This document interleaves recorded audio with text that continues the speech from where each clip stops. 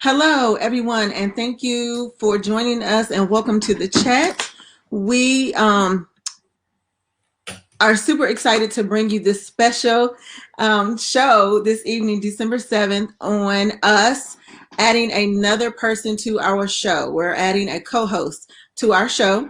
And so we're super excited to have you join us. We want to make sure that everybody gets in. Come on in, come on in. Type up there where you are tuning in from, and let us know if you are here for one of our finalists, so we'll know exactly who you all are rooting for. I'm going to go ahead and give you a little bit of the rules. It's not really a rule, but what to do once we wrap up the show, what you need to do if you are here to vote for one of our finalists. We do have 4 finalists. We have Misty Frost. We have, I'm sorry, hold on. We have Misty Frost, which is our first finalist. And I don't want to, I just kind of went blank. We have Chanel, we have Quenisha, and we have Amir. Okay. So, so I want to make sure that, and they are going to go in the order in which I just announced. Okay. So we have Misty, Chanel, Quenisha, and Amir. So just go ahead and type up in the comments where you're tuning in from and who you are here to represent. Okay. And we are going to be adding our first guest here in just a few minutes. We are waiting for Will to come on in. Yeah. Doing this alone, and I could just see his handsome face. Can you hear me? I still cannot hear you. Wait a minute. Okay, and so I'm super excited. Go ahead. Okay, hello, welcome, Katrina. If I get your name wrong, it is not on purpose. I promise you, it is not. But welcome, Katrina. Welcome, April. Katrina is here for Chanel. April is here for Misty. Hello, welcome, Layla. Thank you for joining our show. Asia is here. Hey, Chanel. Dorothy is here. She is here for Amir. Hello, April. Welcome, Christopher. Yes, everyone can hear me, but I'm trying to hear Will. So it's I can't hear you. I still can't hear you. Can anybody hear Will? Can anybody hear me at all? Anybody hear me? Walter is here. So yeah, just go ahead and keep coming in. And like I said, in about 10 more minutes, we are going to bring in our first finalist. And let me just tell you all, let me just take the time to tell you all what's going to happen. So we're going to interview well, not really interview, but we are going to talk to each one of the co-hosts. They get a 15-minute slot. Okay, so Will, they can hear you. I just can't hear you. Oh, because it's showing me the little meter that so I don't know. Do you think it's my volume? Do I need to turn my volume up? It's not my, because I was like, now. It was me. I'm so sorry. It was my volume. I couldn't hear you. Can you hear me now? Yes. Oh my God. Thank you.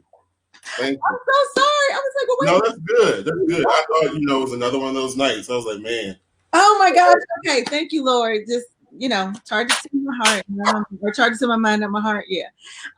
Okay. So y'all, thank y'all so much for somebody who's like, okay, like, come, thank you, Lord, because I was not processing. I need to turn my volume. All right. So that's good. Yes. It'll be good. So you let everybody know what we're here for. Yeah. I'm so glad that everybody tuned in. I'm excited to see what's going to happen tonight. Are you too? We've been talking all day, what's going to happen, checking out people's pages to see who's sharing it and all that kind of stuff. Yeah. We'll talk to the finalists a little bit later. I see Misty in the dressing room. She's getting ready. Yes. Got that head tossed. All right, Misty.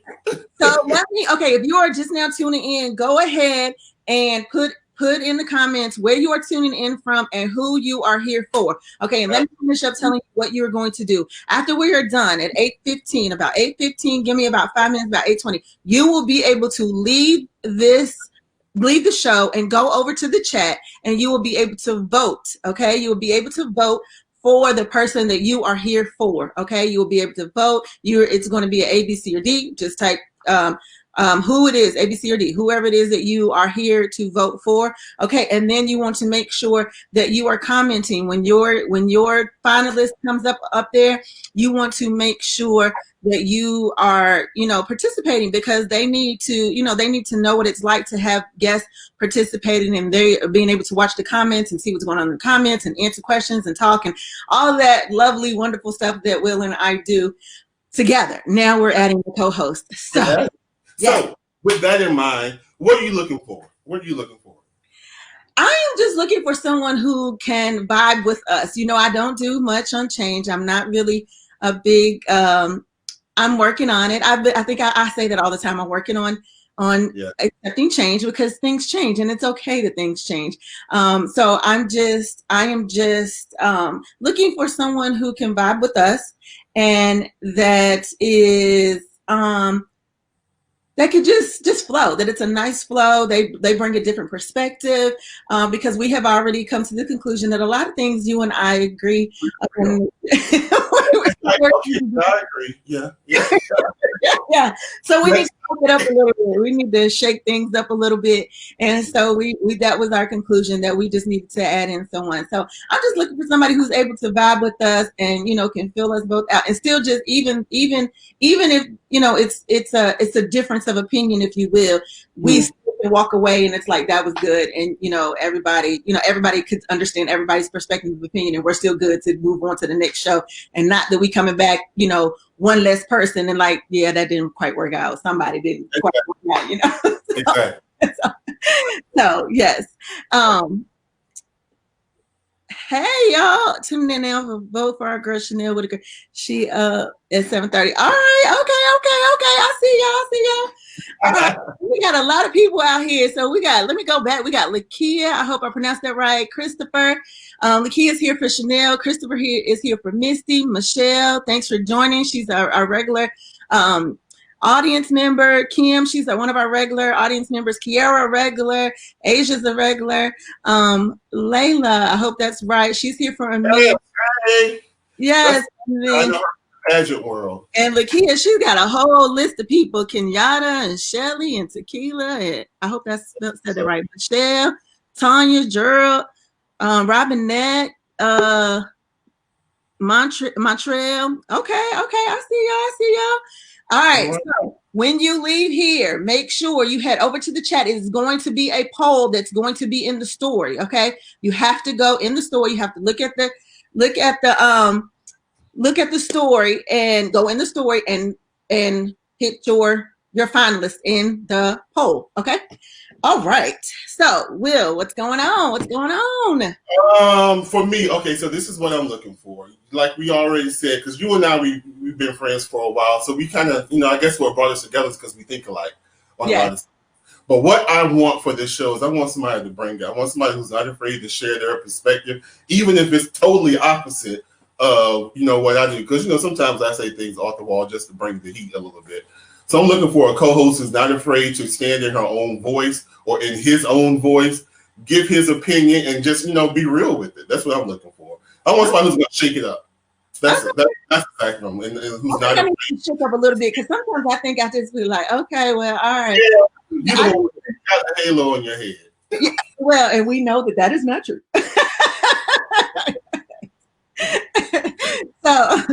So yes, so I just need to be shook up a little bit. I might need to walk away with like, okay, okay, I just need to feel that feeling for a minute and be like, okay, you need to bring it, because that's what it's about. You need to bring it, and I need to up my skills. So that's what I'm looking. I'm looking to be pushed to that limit, up my skills, and just be a better version of myself come 2021. And if hope that third person is going to make me do that, then that's what I'm looking for. That's what I'm looking for. And I think the right person who will be the right fit will make all of us be on point with our game, because we just want us to stand that much firm in the show for the chat. All those conversations to the table and have people. That's what I love about our show, because it's just not a 3-way or a 2-way conversation. It won't be just a 3-way conversation, but we have our amazing audience who chime in each week and let me know that I'm wrong most of the times, and I take it, because I know I'm a little out of the box, sometimes. But I love the conversation that we're able to have. That's why it's called the chat, Yes, And yes. hey, who's our first person? All right, so we are now bringing to you all our first finalist that we have up. And so I want you all to throw up hearts, I don't know if you can throw up hearts, but whatever you can throw up, some claps, hands, whatever it is you can throw up in the comments for our first guest, Misty Frost. Welcome, Misty. Will is going to bring her on. Hello, Misty. Hi. How are you doing? Thank you so much for actually submitting your application and being here and accepting our the invitation to come. Yes. to be a finalist for the chat. So thank you so much on that. But I do not want to hold us up, so I want to get right into it. How are you? How are you doing? I am doing fine. I'm just excited about this opportunity. I've been watching a couple of your shows, and I just, I love the dynamic that you have together. And I was just kind of like thinking about, well, how can I just add to this little, this gem that you all have created? So I hope that I can do my best, during this 15 minutes that we have together. Okay, awesome. All right, well, I would like to get started with this. What are your goals for yourself and for the show? What is it that you are expecting to receive and give to our audience, and even for yourself and for Will and I? Well, pretty much it's kind of like I have a unique perspective and viewpoint on life. And it's I have a sense of humor, and I tend to have a dark sense of humor because I can pretty much laugh at just about anything. But I think pretty much in this day and age, that's what's needed. Yeah. We kind of, we need to kind of look at the lighter side as opposed to the darker side, because right now everything is dark. So, and then sometimes I kind of battle with myself with, are you going too dark? And then we're in this society where everything is canceled. And if you say the slightest little thing wrong, then everyone is ready to kind of like hang you up and torch you like, like a witch. And so it's been scary because it's like, okay, I know I have a voice and I know I have something that needs to be said. But at the same time, it's scary because people are scary. People are judgmental. Yeah. And they come after you, and they're bullies, and I'm scared. So it's been like, pretty much that battle of, do you be you and come out and be that? And I've had a slight experience of that. And it was kind of like, you're everyone loves you when you're on top. And then when things happen, they're ready to kind of kick you to the curb like you're nothing. So, it's definitely a hesitance with kind of tipping your toe back out in that water. Because it's scary. It is. As you know, the chat is, and if you don't know, let me just tell you, the chat is, what is Will? Unfiltered, unscripted. Yes. Unapologetic. Yes. So you can say what you need to say, and we're gonna walk away, and everybody is gonna be like, okay, that was her opinion, and that's what it is, and we're gonna keep it moving. Yes, so, I like that. Yes. So, all right. So thank you so much for that. I really appreciate that. All right, my friend. Okay, so all right.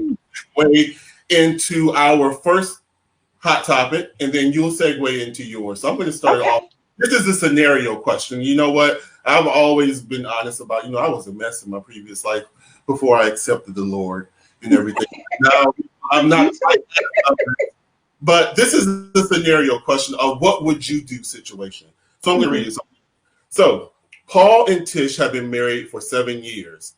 Tish is excited that this summer her best cousin, who is also single, Maria, is coming for 2 weeks to visit. The day before Maria arrives, Tish's job moves her to nights. Tish then calls her cousin Maria to let her know that she needs to get a hotel for her visit or cancel her trip because she can't stay alone at home with her husband. So is Tish being smart or non-trusting and insecure? Now, I've been the cousin, and the Tish was smart. But what do y'all? What would I cannot. Yeah, I'm the person that's okay. We're just gonna get a hotel for that night because I'm not. It's not that serious. I'm just gonna, get a hotel for that night. I don't want to mess with anybody's. I don't want anybody's husband. Period. Okay, so now what do y'all think? Would you tell cousin? Would you tell baby cousin she need to go get a hotel, or would you let baby cousin stay? But why isn't baby cousin getting a hotel? Well, because the cousin was like, you can't stay at the house with my husband now that I work nights. I don't basically want you to stay at the house now that I'm on nights. Like I'm not really. So she's just trying to figure out like, is she being petty because she don't want the cousin to stay at the house, or is she being petty or insecure, or is she thinking on the right mind like, okay, yeah, I think you need to get a hotel. Like I don't want you to be. For me, but it's her house, so either way, whether she's petty or not, she got to do something else. A hotel, motel, holiday. Yeah, like I mean, come on, like look, he or she that does not have a petty relative, please cast the first stone. You just look, they petty, and you just gotta do something else. I don't necessarily know. Ooh. Okay, we got some comments. Walter says, seems like to me there are true issues for her to want the cousin to stay to get a hotel. So I'm thinking about my cousins. And they ain't with the shits. They ain't with the shits. They ain't with the shits. And they just I don't think that they would. And I'd be like, all right, y'all can stay at the house. But I'd probably be like, every break I get, what y'all doing? Like I'm probably It definitely says a lot about what she feels about her cousin and also what she feels about her husband, kinda. It does, yeah. Yeah. Exactly. Because if you trust your mate, then it don't matter really what person. Right. So says baby cousin needs to take that to where they keep the lights on for her. Motel 6. Right. But I mean, I think I really do think it's a matter of your as you said, laugh a lot, my daddy better than that. Laugh a lot. That's my daughter. But I mean, and I think that's where it has to fall. I think that you got to know who you're dealing with. You got to know who you're dealing with for one. And and it's just got to come to, okay, would he try it or would she try him? And would he be like, no, I'm not with the shits if she does try him or whatever. I just think you just gotta know who you dealing with. So in a real situation like that, because it's very sensitive, that could ruin your relationship with your cousin. How do you handle that? I know for me, I haven't been in that situation, but I've been in situations similar to where I had to really figure out to ask myself, well, what is the problem here? What am I having an issue with? And I realized it was actually me. Because I know how I have been in the past, and I know what could happen. Not necessarily. I know that was my middle name, and karma. Scandalous. You have to be very careful, because your husband, your cousin, both of them are special to you. You got to ask, But see, that's because you won't live it right. And that eventually that's going to come back to get you. But, those of us that haven't, led the heathen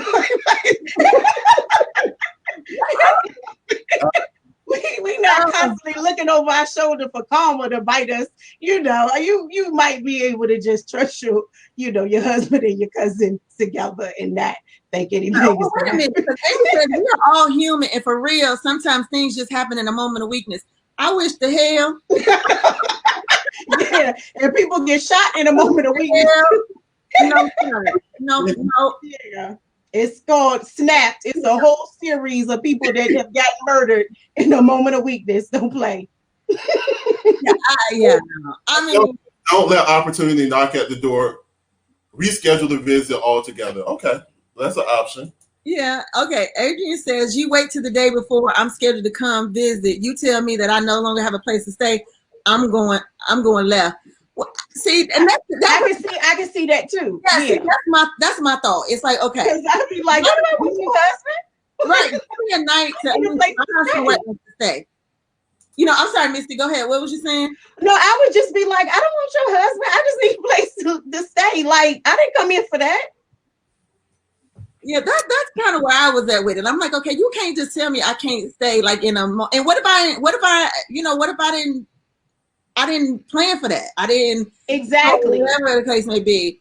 Um I thought about that too because I'm just like, I don't but I just feel like she must know something about one of the two. She must feel some kind of way about one of the two that she's just like, no, like you're But gonna have that's a Dr. Phil episode. Don't like mess your cousin night up with that. Like, no. and Just then, no. and then what do because then the other thing is depending on what the cousin look like.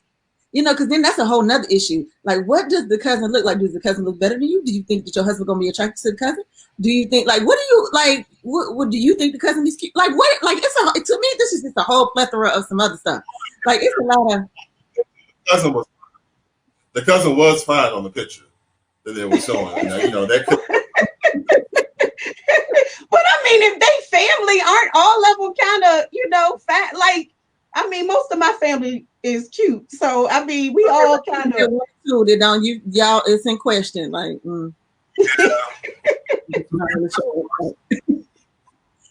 That's a, they will. but yeah, no, I said that's a few question marks on my family tree, but got a lot of sweet people in the family though. A lot of There's a couple folks you don't want to claim. Like if you see them at Walmart, you gonna like look the other way. head up, hey. So needless to say, I think that we are kind of torn here. I think that it was some that were like, okay, yeah, she could stay, and then some were like, no, she need to get a hotel. But I think at the end of the day, to be quite honest, I think that it's about your trust issues and what you know about those two. And even still, even if your cousin is a little scandalous, like is she scandalous enough to try your husband? You know what I'm saying? Like she's scandalous enough to risk her life. Like that's a line. That's a line that you don't cross. What you said you was scandalous enough to risk your life. We don't want to talk about it, but yeah. Different life, different person, different show. But Misty, go ahead and talk. Heal yourself, my beloved. Yes. Go ahead. Yes. What do you want to talk about, Misty? Well, actually, I was sitting up here thinking about topics, and I was led by one of my favorite shows. My Sunday morning ritual. I watch Hoarders every morning, and it was interesting in it, and kind of like what this topic kind of goes in. A lot of things that people are interacting with, insecurities, doubts, whatever, really just stem from like mental disorders. And one of the things that I love about, I find most intriguing about Hoarders, because everyone is like, oh, it's so gross, like, but it's like the complete physical manifestation of a mental disorder, because it's literally stuff everywhere. And then you have this person that's there and they're just oblivious to it all. And then you have their family members that they're either enabling them or they're ignoring them altogether. And in this particular episode, it was like the cat lady of all cat ladies. Like, I mean, her kitchen counters were piled up like this high with just cat poop. She had like her whole house was like a living litter box. And it was so bad, like she literally, because she was just afraid of being alone. And like her whole refrigerator, she had literally dead cats in her refrigerator. She kept them in like a Ziploc bags as if like it was a filing system. Like, okay, Snowball, May 8th, here you go. You wanna play with Snowball? Here he is. And it was so crazy. Like she had like the refrigerator was for the cats that she wanted to cremate, and the freezer was for the cats that she wanted to like stuff, because she was going to keep all of the cats. And like the crazy thing was, beside the cats, she had like Minute Maid and some mustard.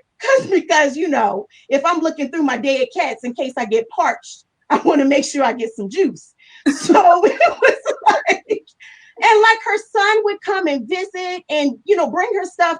And the whole time I'm thinking to myself, at what point do you realize your mother needs to take a ride? Like we need to take mama for a ride because mama is not right. Do you think Okay, go ahead. Do you? But okay, with people who are hoarders, like, do you think that they're, I mean, I do feel like that there's some type of disconnect somewhere in there. But